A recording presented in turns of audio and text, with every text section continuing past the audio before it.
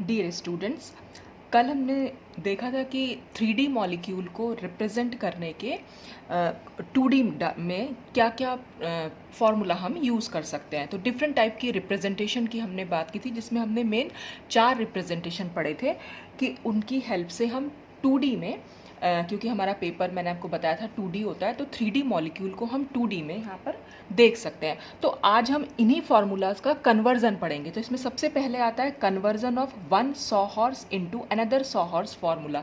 कल हमने एक फार्मूला पढ़ा था सॉ हॉर्स फार्मूला, जैसे मैंने आपको बताया था, उसमें हम वाई के जैसे वाई की शेप में ये बनाए हुए रहते हैं। जो 2 कार्बन एटम्स हम लेते हैं, उन दोनों कार्बन एटम्स पर जो ये तीनों सब्स्टिट्यूएंट हैं या जिनको हम लीगेंड्स भी बोल देते हैं, ये वाई की शेप में होते हैं।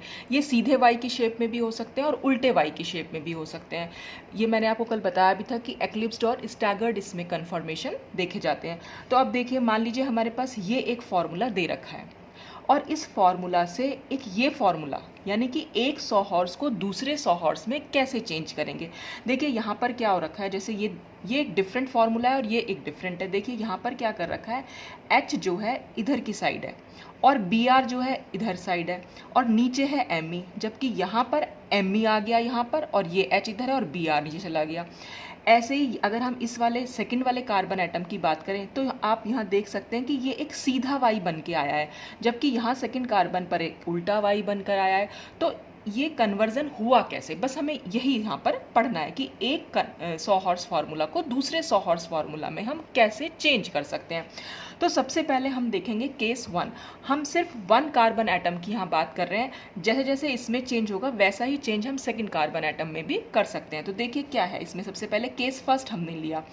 केस फर्स्ट में क्या दिखा रखा है, ये जो वाई बना रखा है, बस हमने वही वाई बनाया और इसकी जो लेफ्ट हैंड साइड, ये एक्चुअल में ध्यान रखिएगा, जब हम ये वाई बनाते हैं तो ये होती है लेफ्ट हैंड साइड और ये होती है राइट हैंड साइड। अगर हम सामने से इसको देखें तो ये हमारे उल्टे हाथ की तरफ पड़ेगा और ये सीधे हाथ की तरफ पड़ेगा। तो बिल्कुल वैसे ही हमें इसे बना लेना है। अब हमें क्या करना है, इस कार्बन के अराउंड इन सब्स्टिट्यूएंट को रोटेट कराना है, यानी कि घुमाना है। तो सबसे पहला मैं केस ले रही हूँ जिसमें हम 120 डिग्री पर इसको घुमाएंगे। तो अगर और इसकी जो रोटेशन होगी, या तो हम इसको क्लॉकवाइज करा सकते हैं या फिर हम एंटी क्लॉकवाइज करा सकते हैं। बस एंगल हमारा 120 डिग्री होना चाहिए। तो आप जैसा देख ही सकते हैं यहाँ पर जो ये एंगल होता है, ये हम इसको मान के चल रहे हैं कि ये 120 डिग्री है और वो दिख भी रहा है कि ये 120 डिग्री है, ये भी 120 है और ये भी 120 है। तो अगर हम इस कार्बन एटम के अराउंड इन सब्स्टिट्यूएंट्स को रोटेट करेंगे तो 120 डिग्री के रोटेशन से क्या हो जाएगा कि जो ये H है वो यहाँ पर मूव करेगा और ये Br इस यहाँ आ जाएगा और ये Me जो है यहाँ चला जाएगा। अगर हम क्लॉकवाइज डायरेक्शन में इसको करा रहे हैं तो अब यहाँ पर हम इसको बना ही सकते हैं कि H को हमने यहाँ दिखाना है तो H हमने यहाँ दिखा दिया, ये Br नीचे चला जाएगा तो Br हमने नीचे दिखा दिया, Me जो है वो ऊपर चला जाएगा तो ये Me को हमने लेफ्ट हैंड साइड में दिखा दिया। जैसे कि अगर मैं आपको दिखाना चाहूँ, हम इसको मॉडल की हेल्प से भी समझ सकते हैं। सपोज़ हमारे पास ये मैंने आपका प्लानर जो स्ट्रक्चर था जो बनाया था वाई, मैंने वहाँ पर सीधा वाई ले रखा है तो मैं ये सीधा वाई आपको दिखा रही हूँ। तो अब हम क्या कर सकते हैं, अगर हमें 120 इसको रोटेट करना है तो 120 रोटेट करने का मतलब है ये ऑरेंज बॉल रेड की जगह आएगी, रेड पर्पल की जगह जाएगा और पर्पल जो है इस ऑरेंज की जगह जाएगा। देखिए क्या कर सकते हैं हम इसमें, ये मैंने इसको रोटेट किया तो हम इस तरह से इसको रोटेट कर सकते हैं। तो ऑरेंज बॉल यहाँ आ गई, रेड यहाँ और ये पर्पल यहाँ। फिर से अगर हम 120 दिखाना चाहें तो फिर हम इसको ऐसे ही घुमा सकते हैं। तो 120 का मतलब होता है कि ये सब्स्टिट्यूएंट यहाँ, ये लीगेंड यहाँ और ये लीगेंड यहाँ पहुँच जाएगा। तो इसी तरह से हमने यहाँ पर दिखाया हुआ है। और अगर हम एंटी क्लॉकवाइज घुमाना चाहें, एंटी क्लॉकवाइज में क्या हो जाएगा, Br यहाँ आ जाएगा, फिर H यहाँ आ जाएगा और Me जो है वो यहाँ चला जाएगा। तो वही हमने यहाँ पर शो कर रखा है। अगर हम एंटी क्लॉकवाइज घुमाएंगे तो Br को यहाँ दिखाना है तो हमने Br यहाँ दिखाया, ये H यहाँ मूव करेगा तो हमने इस H को यहाँ दिखाया और Me जो है यहाँ पर चला जाएगा। तो आप देख रहे हैं 120 डिग्री पर चाहे हम क्लॉकवाइज घुमाएं चाहे हम एंटी क्लॉकवाइज घुमाएं, जो वाई है, जो हमने सीधा वाई लिया था वो सीधा ही रहेगा। यहाँ पर भी सीधा ही बना रखा है, यहाँ भी सीधा। तो हम यहाँ बता सकते हैं कि at 120 degree nature of Y will not change. Nature से मतलब है अगर ये इरेक्ट वाई है, इरेक्ट का मतलब सीधा वाई, अगर ये इरेक्ट वाई है तो इरेक्ट ही रहेगा, चाहे आप क्लॉकवाइज घुमाएं चाहे एंटी क्लॉकवाइज। तो 120 डिग्री पर घुमाने पर वाई का नेचर कभी चेंज नहीं होगा। तो एक तो रोटेशन हो गई ये। अच्छा, अब दूसरा केस हम क्या ले रहे हैं? दूसरे केस में हम क्या करेंगे, इसी कार्बन के अराउंड हम फिर से रोटेशन कराएंगे, लेकिन अब की बार हम कराएंगे 60 डिग्री पर। तो देखिए 60 डिग्री क्या होगा, अगर ये एंगल हमारा 120 डिग्री है तो जो इसका हाफ हो जाएगा, यानी ये वाली जो पोजीशन है वो हो जाएगी 60 डिग्री। ऐसे ही इन दोनों के बीच में 60 डिग्री ये हो जाएगा, और ऐसे ही इन दोनों के बीच में 60 डिग्री ये हो जाएगा। तो अगर हम क्लॉकवाइज घुमाएंगे तो H को हमें सिर्फ 60 डिग्री पर ले जाना है। तो H को 60 डिग्री पर ले जाने का मतलब होगा H यहाँ पर आ जाएगा एक लाइन के ऊपर, हमने जैसे यहाँ पर हमने शो कर दिया, ये H हमने यहाँ दिखा दिया। ऐसे ये BR कहाँ चला जाएगा, तो मैं यहाँ पर एक बार से शो कर देती हूँ कि H सिर्फ यहाँ जाएगा, BR जो है इस लाइन पर आ जाएगा और ME जो है इस लाइन पर आएगा।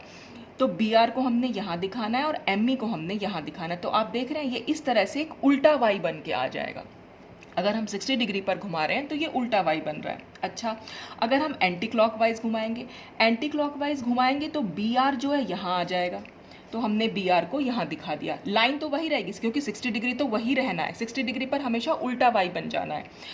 और ये H यहाँ पर आ जाएगा, तो हमने H को यहाँ दिखा दिया, और ME जो है यहाँ चला जाएगा, वो हमने ME यहाँ दिखा दिया। तो 60 degree, at 60 degree nature of Y will change, यानी जो इरेक्ट Y था वो हमारा इन्वर्टेड Y हो जाएगा, यानी जो सीधा Y था वो हमारा उल्टा Y बन जाएगा। तो बस आपको सिर्फ ये एंगल ध्यान रखना है। 120 पर सिर्फ सब्स्टिट्यूएंट्स की पोजीशन, Y बिल्कुल वैसा रहता है, सिर्फ सब्स्टिट्यूएंट की जो पोजीशन चेंज हो जाती है, यानी जो लिगेंड्स यहाँ पर हैं उनकी पोजीशन चेंज हो जाएगी है। और 60 डिग्री पर क्या होगा कि ये पूरा Y ही चेंज हो जाएगा, यानी कि सब्स्टिट्यूएंट तो चेंज होंगे ही होंगे, साथ ही साथ Y भी चेंज हो जाएगा यहाँ पर। अच्छा, एक तीसरा केस हम और ले लेते हैं। यहाँ तीसरे केस में हम क्या कर रहे हैं, 180 डिग्री पर इसको रोटेट कर रहे हैं। अब 180 कैसे रोटेट करेंगे, हमारा वही कार्बन तो वही है। अब देखिए यहाँ से यहाँ जब H आया था तो वो 120 करके आया था, क्योंकि ये पूरा एंगल 120 है। अच्छा, अगर हम यहाँ से यहाँ का एंगल देखें वो भी 120 है, लेकिन अगर हम यहाँ जाएं तो ये हो जाएगा, इतना एंगल हो जाएगा 60 डिग्री। तो ये 120 और ये 60, तो कुल मिलाकर हो गया 180। इसका मतलब H को हमें यहाँ लेके आना है।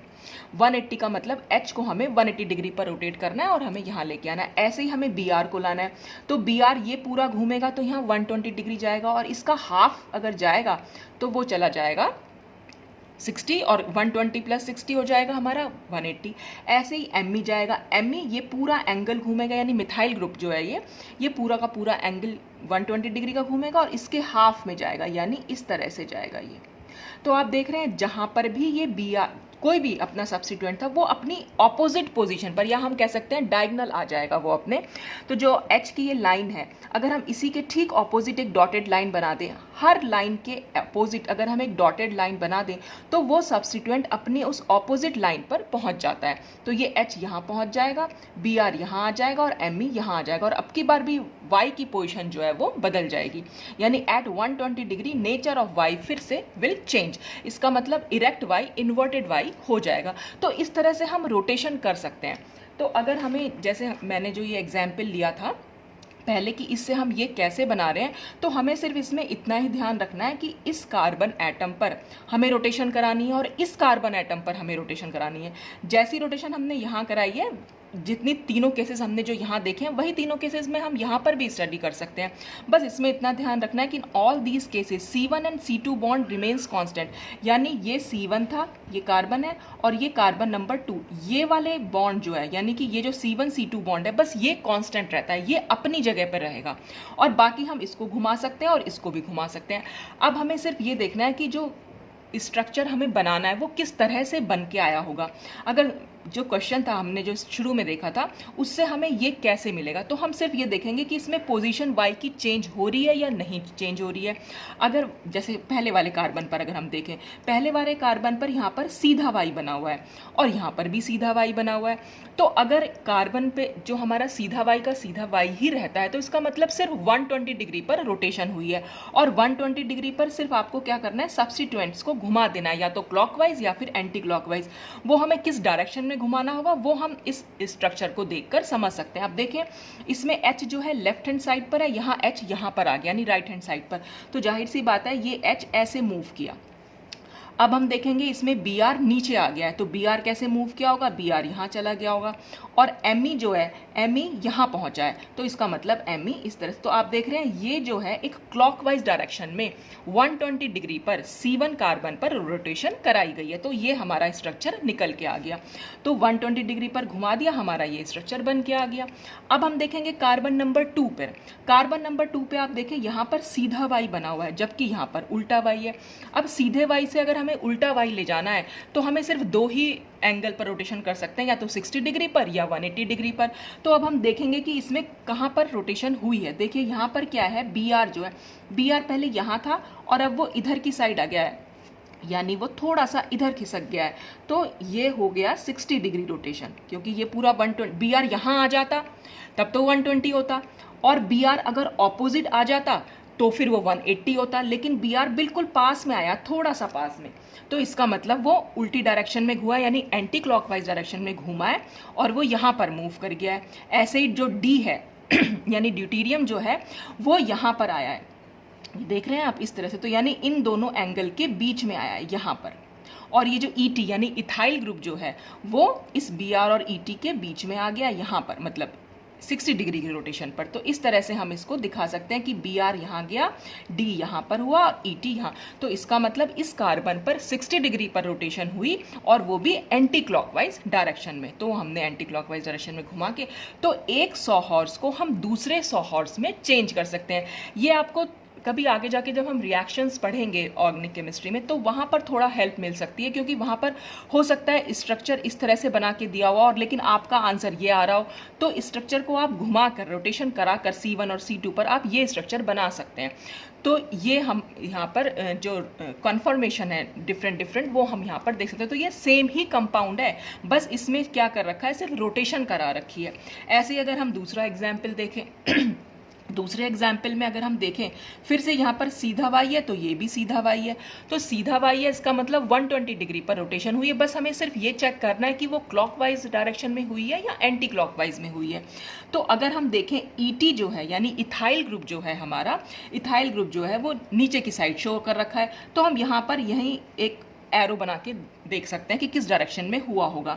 H जो है हमारा ऊपर चला गया, यानी H जो है इधर चला गया है, और BR यहाँ आ गया, तो BR को हम यहाँ दिखा सकते हैं। तो इसका मतलब ये एंटी क्लॉकवाइज डायरेक्शन में 120 डिग्री पर इस कार्बन के अराउंड इन सब्स्टिट्यूएंट को रोटेट कराया गया, तो हमारा ये स्ट्रक्चर बन के आ गया। अब हम सेकेंड कार्बन को देखें। सेकेंड कार्बन पे अगर आप देखें तो ये सीधा वाई है और यहाँ पर उल्टा वाई हो रखा है, और सीधा वाई से उल्टा वाई बना 60 डिग्री या 180 डिग्री पर हम घुमा के देख सकते हैं। तो देखिए मैं आपको यहाँ अलग से अगर बना के दिखाऊं, ये F, ये हमने D और ये Me, इस कार्बन पर यही तो है। तो हम रोटेशन करा के देखते हैं। अब इसमें क्या कर रखा है, ये D जो है नीचे की साइड आ रखा है। देखिए अगर ये 60 डिग्री पर होती, 60 डिग्री पर अगर हम दोनों करा के देखें, सपोज यहाँ मैं ले जाऊँ, अगर एंटी क्लॉकवाइज कराएं तो हम ये D यहाँ आ जाएगा, तो हम इस D को यहाँ बना लेते हैं। ये F यहाँ आ जाएगा, तो हमने इस F को यहाँ बना लिया। ये Me यहाँ आ जाएगा, तो ये Me यहाँ। तो अगर हम इससे इसको मैच करें तो नहीं, ये तो हमारा स्ट्रक्चर सही नहीं आ रहा, इसका मतलब ये 60 डिग्री पर एंटी क्लॉकवाइज तो नहीं हुआ। अब अगर हम 60 डिग्री पर इसको क्लॉकवाइज कराएं, क्लॉकवाइज में ये D यहाँ आ जाएगा, तो हम इसको यहाँ बना लेते हैं D, और ये Me यहाँ चला जाएगा, तो हमने ये Me यहाँ बना लिया, और ये F यहाँ जाएगा, तो ये F। अब हम फिर से मैच करके देखें तो ये भी मैच नहीं हो रहा, इसका मतलब 60 डिग्री पर कोई रोटेशन नहीं हुई है। तो हम देखेंगे कि क्या ये 180 डिग्री रोटेशन है, और 180 पर क्या होता है, 180 पर भी हमारी लाइंस यही रहेंगी, बस D जो है इसकी ठीक ऑपोजिट साइड आ जाएगा, यानी कि D हमारा इधर की साइड आएगा। ये F अपने ऑपोजिट यानी डायगनल चला जाएगा, एक तरीके से ऑपोजिट से भी कह सकते हैं कि ये डायगनली जा रहा है।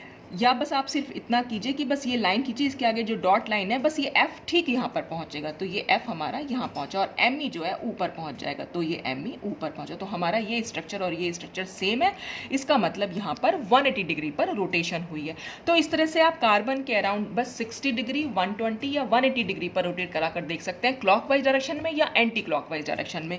तो उससे आपको मालूम पड़ जाएगा कि जो आपका स्ट्रक्चर आपने जो बनाया था वो आपका मतलब सेम है कि नहीं है। तो उस तरह से आप कन्वर्जन कर सकते हैं एक 100 हॉर्स को दूसरे 100 हॉर्स में। तो ये हमारा एक कन्वर्जन था। अब हम देखेंगे इसी में दूसरा inter conversion. Conversion of one Fischer projection into another Fischer projection. जो हमने फिशर प्रोजेक्शन पढ़े थे उसमें हम एक फिशर को दूसरे फिशर में कैसे चेंज कर सकते हैं, बस वही यहाँ पर डिस्कस किया गया है।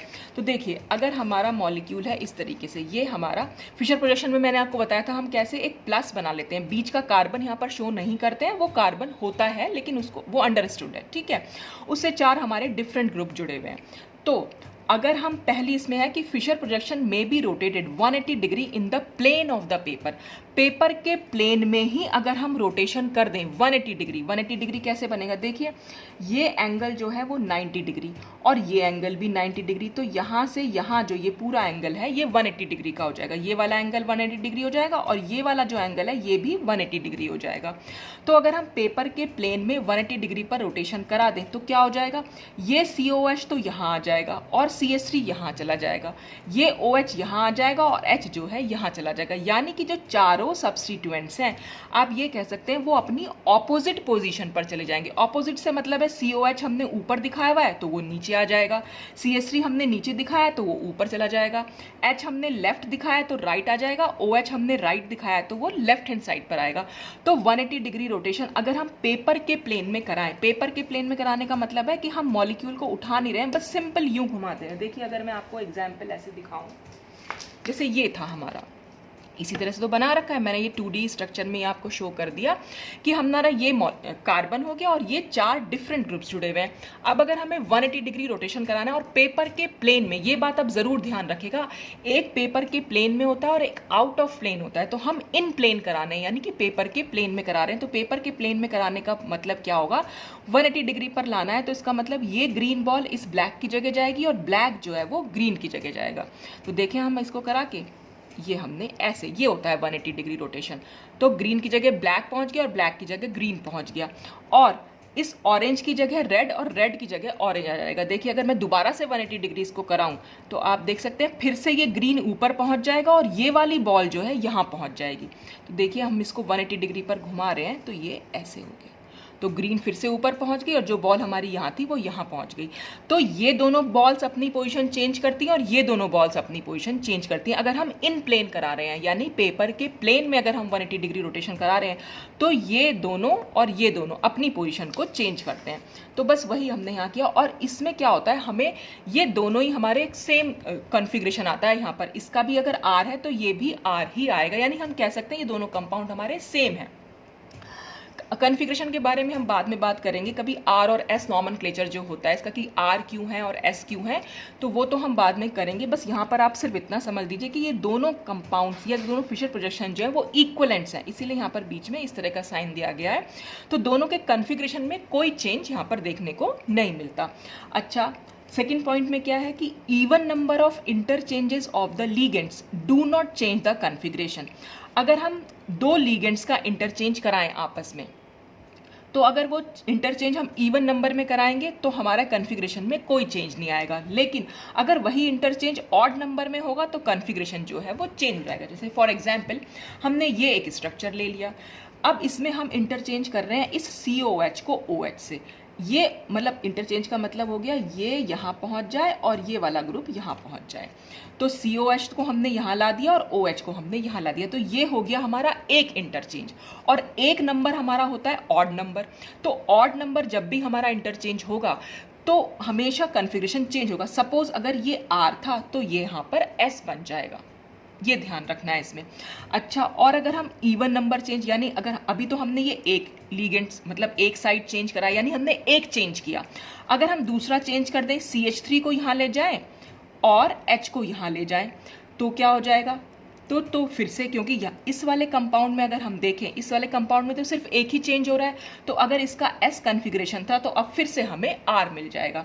और अगर हम इस कंपाउंड से इस मतलब इस स्ट्रक्चर से इस स्ट्रक्चर में जाएं तो हमने क्या किया है, एक इंटरचेंज तो ये किया और दूसरा इंटरचेंज ये किया, यानी कुल मिलाकर हमने 2 इंटरचेंज किए। 2 नंबर हमारा इवन नंबर होता है, तो इवन नंबर से हमें सेम कॉन्फ़िगरेशन मिलता है। R है तो इसका भी R ही रहेगा।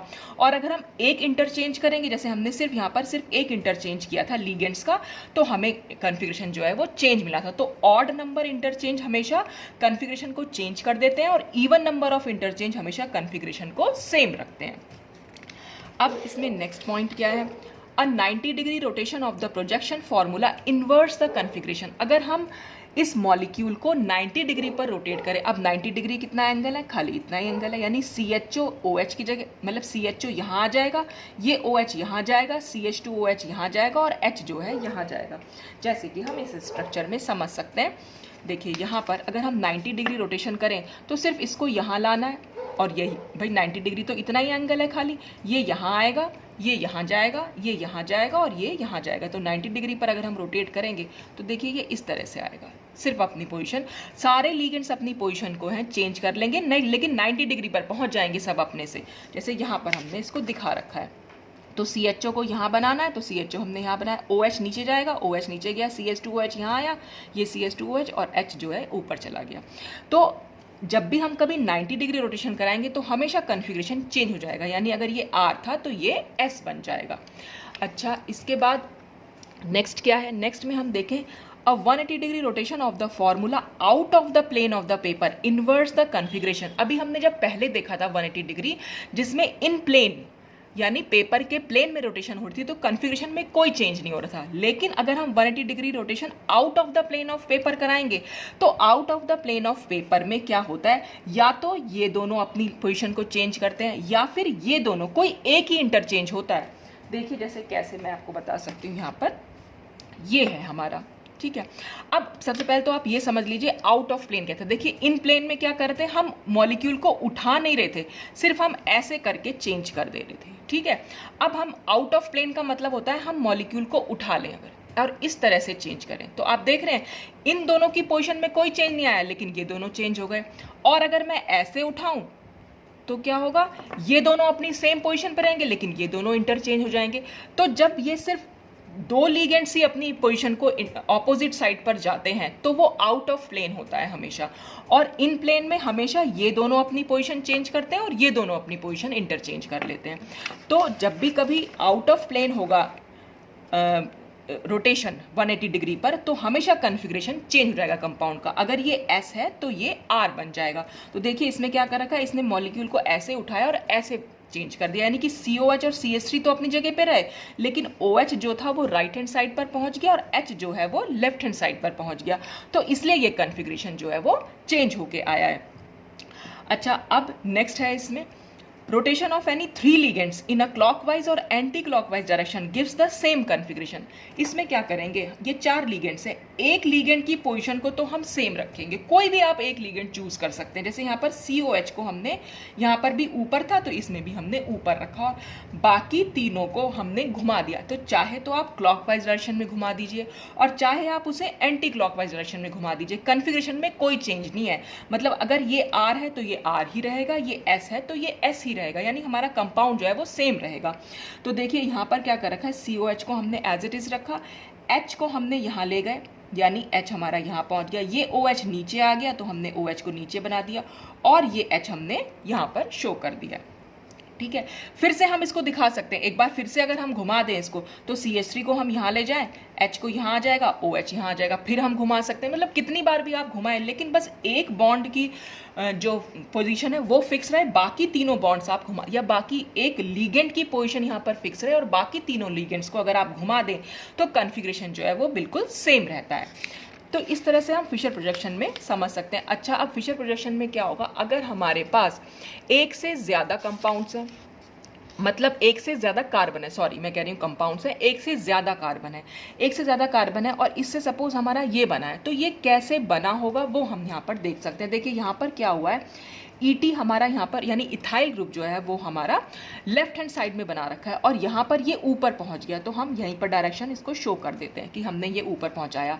F हमारा ये राइट हैंड साइड पर आया तो हमने F को यहाँ रखा, D हमारा यहाँ पहुँच गया तो ये हमारी यहाँ पहुँची। तो आप देख रहे हैं यहाँ पर 3, ये जो कार्बन एटम था, इस कार्बन एटम से देखिए ये बॉन्ड तो यहाँ फिक्स रहा, यहाँ पर भी कार्बन से नीचे एक बॉन्ड है जो जिससे कार्बन जुड़ा हुआ है और ये 3 लिगेंड जुड़े हुए हैं, यहाँ पर भी कार्बन है नीचे और ये 3 लिगेंड जुड़े हुए हैं, तो ये वाली पोजीशन तो फिक्स हो रखी है और सिर्फ ये तीनों अपनी जगह से घूमे हुए हैं। तो जब एक बॉन्ड की पोजीशन फिक्स होती है, यानी एक लिगेंड की पोजीशन फिक्स होती है और बाकी तीनों घूम जाते हैं तो हमारा सेम कन्फिग्रेशन मिलता है। तो अगर यहाँ पर इस कार्बन का कन्फिग्रेशन R रहा होगा तो यहाँ पर भी R है, अगर इसका S रहा होगा तो यहाँ पर भी इसका S ही रहेगा। अब नीचे वाले कार्बन को अगर हम देखें, नीचे वाले कार्बन में अगर आप ध्यान दें तो Br जो हमारा लेफ्ट हैंड साइड था वो अब राइट हैंड साइड पर पहुँच गया, तो हम यहीं पर इसको एक एरो बनाकर दिखा सकते हैं। CH3 हमारा नीचे पहुंचा है तो हमने यहाँ दिखा दिया, H हमारा ऊपर पहुंचा तो H। तो यहाँ पर भी क्या हुआ, ये ऊपर इस कार्बन, ये जो यहाँ कार्बन है इसके ऊपर वाले बॉन्ड की पोजीशन तो बिल्कुल फिक्स रही, हमने इसको कोई टच नहीं किया और बाकी तीनों लिगेंड्स को घुमा दिया, तो इसका मतलब इस कार्बन का कन्फिग्रेशन भी चेंज नहीं हुआ। अगर ये R था तो यहाँ पर R ही रहा होगा, ये S है तो यहाँ पर भी S ही रहा होगा। इसका मतलब ये दोनों फिशर प्रोजेक्शन हमारे सेम कंपाउंड्स के निकल के आते हैं। तो हमें फिशर प्रोजेक्शन में क्या ध्यान रखना है कि अगर हमें सेम कन्फिग्रेशन चाहिए, यानी हमें पता लगाना हो कि दो कंपाउंड्स का कन्फिग्रेशन सेम है या डिफरेंट है, तो हम ऐसे लगा सकते हैं कि अगर हम 180 डिग्री रोटेशन करा रहे हैं इन प्लेन, या हम उसमें इवन नंबर ऑफ इंटरचेंज करा रहे हैं लीगेंड्स का, या हम 3 लीगेंड्स को रोटेट करा रहे हैं और एक लीगेंड को उसकी पोजीशन पर फिक्स रख रहे हैं, तो हमें हमेशा सेम कन्फिग्रेशन मिलता है। ये अभी तो आप शायद ना समझें कि ये सब क्या हो रहा है, लेकिन जब आगे कभी रिएक्शंस आएंगी तब आप इसमें समझ पाएंगे क्लियरली इसको कि क्यों हम ये इंटरचेंज करा के देख रहे हैं। क्योंकि कई बार कंपाउंड जो हमारा आंसर निकल के आता है वो अगर हमारा जो, जैसे कई बार कंपटीशन में ये क्वेश्चंस दिए हुए थे अल्टरनेटिव्स, तो वो उन अल्टरनेटिव से मैच ही नहीं कर रहा होता, तो अगर हम उनमें रोटेशन करा के देख लें तो हमें मालूम पड़ता है कि जो कंपाउंड हमने बनाया था वैसा ही एक कंपाउंड अल्टरनेटिव में भी दे रखा है, तो वो सिर्फ हम रोटेशन से ही समझ पाते हैं। तो ये सब चीज़ें वहाँ पर आपको हेल्प करेंगी। तो सेम कन्फिग्रेशन के लिए ये 3 पॉइंट्स आपको ध्यान रखने हैं। और अगर हमें डिफरेंट कन्फिग्रेशन चेक करना हो तो अगर 180 degree rotation out of plane हो तो हमेशा डिफरेंट कन्फिग्रेशन मिलेगा, या odd number of interchange of ligands हो, या 90 डिग्री पर रोटेशन करा रखा हो लीगेंड्स का, तब हमें डिफरेंट कन्फिग्रेशन यहाँ पर देखने को मिलता है। तो इस तरह से हमने आज जो किया देखा कि एक सॉ हॉर्स को दूसरे सॉ हॉर्स में और एक फिशर प्रोजेक्शन को दूसरे फिशर प्रोजेक्शन में हम कैसे चेंज कर सकते हैं, या हम कैसे पहचान सकते हैं कि दो कंपाउंड्स अगर हमारे सामने कि वो दोनों सेम है या डिफरेंट है, तो हम उनका कन्फिग्रेशन निकाल कर यहाँ पर देख सकते हैं। तो ये बात तो हुई थी जो हमने कन्वर्जन किया, एक ही फॉर्मूले में हमने उसके डिफरेंट फॉर्म्स देख लिए। अब हम नेक्स्ट वीडियो में ये डिस्कस करेंगे कि हम एक रिप्रेजेंटेशन को दूसरी रिप्रेजेंटेशन में, जैसे मान लो एक सॉ हॉर्स को अगर हमें फिशर प्रोजेक्शन में चेंज करना हो, या एक सॉ हॉर्स को न्यूमेन में चेंज करना हो, या न्यूमेन को फिशर में देखना हो, या फ्लाइंग वेज में चेंज करना हो, तो वहाँ पर हम फिर वो इंटर कन्वर्जन कल हम डिस्कस करेंगे। तो आज के लिए बस इतना ही, बाकी हम नेक्स्ट वीडियो में मिलते हैं। Thanks for watching.